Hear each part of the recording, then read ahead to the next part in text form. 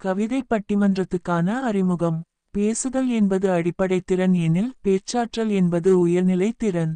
பேசுதலின் வளர்நிலையே பேச்சாற்றல். அத்தகைய பேச்சாற்றல் திறனை வளர்க்கும் பாடங்களுள் ஒன்று இக்கவிதை பட்டிமன்றம். பலர் நிறைந்த அவையினிலே தாம் இயற்றிய கவிதையை வெளியிட்டபோது பாரதியாருக்கு 11 வயதுதான். ஆதலால் கவி பாடும் திறமையை இளமையிலேயே வளர்த்துக் கொள்வது சாலச் சிறந்தது. நடுவராக சிறப்பு விருந்தினர் மற்றும் பங்கேற்பவர்கள் 5ஆம் வகுப்பு மாணவர்கள் இன்சுவை, அருளப்பன், மதியொளி, சலீமா. பட்டிமன்ற தலைப்பு அறிவா, பண்பா. நடுவர்: செந்தமிழே, நறுந்தேனே, செகம் போற்றும் செம்மொழியே, முத்தமிழ் சொல்லெடுத்து நற்றமிழ் பட்டி மண்டபத்தின் நடுவராக நான் வந்துள்ளேன். வணக்கம். தித்திக்கும் தேன்தமிழில் எத்திக்கும் புகழ்பரப்பும் வித்தக கவிதையால் பெரிதும் தேவை அறிவா, பண்பா என கவிதை வாசிக்க வருகின்றனர் பாராட்டுக்குரிய நால்வர். தனித்துவமிக்க இன்சுவை, சொல்லழகி சலீமா, அருமையான அருளப்பன், ஒப்பற்ற மதியொளி. முதல் கவிதை முத்தாய் பாட இனிதே அழைக்கின்றேன் இன்சுவையை.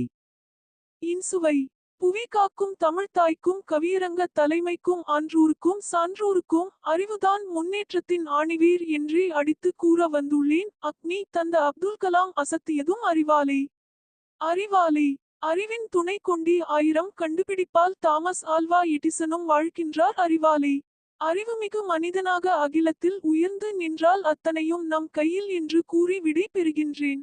இன்சுவையின் கவிதை அறிவாயுதம். அடுத்து ஒளிரும் கவிதையுடன் மதியொளி கவிபாட வருகின்றார்.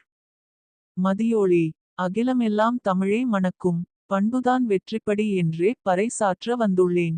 நற்பண்பு தூக்கிவிடும் நம்மை உயரத்திலே நற்பண்பு புகுந்து விட்டால் நாவினிலே இனிமை வரும். பண்பாலே சிறந்தவர் தாம் பலருண்டு நம்மிடையே புத்தரோடு வள்ளுவரும் போதித்ததும் நற்பண்பே. நன்னெறியால் நிலைத்து நிற்போம் உலகினிலே. மிளிர்கின்ற தமிழ் கவிதை மதியொளியின் அரும் கவிதை. அறிவாற்றல் பயன் பேச அருளப்பன் வருகின்றார். செறிவாற்றல் கவிதையொன்றைச் செப்பிடவே வருகின்றார். அருளப்பன்: அறிவாற்றல் உள்ளவன்தான் ஆளுகின்றான் அண்டத்தை. வெறும் பண்பை வைத்து கொண்டு பெரும் பந்தல் போடலாமோ? கூறும் பண்பில் நம் வயிறும் நிறைந்திடுமோ? நல்லவன் இருந்தால் நாடென்ன முன்னேறுமோ? வல்லவன் வகுத்ததன்றோ வளமான இவ்வுலகு? தூண் போன்ற அறிவேதான் வான்முகத்தை தொட்டிடுமே.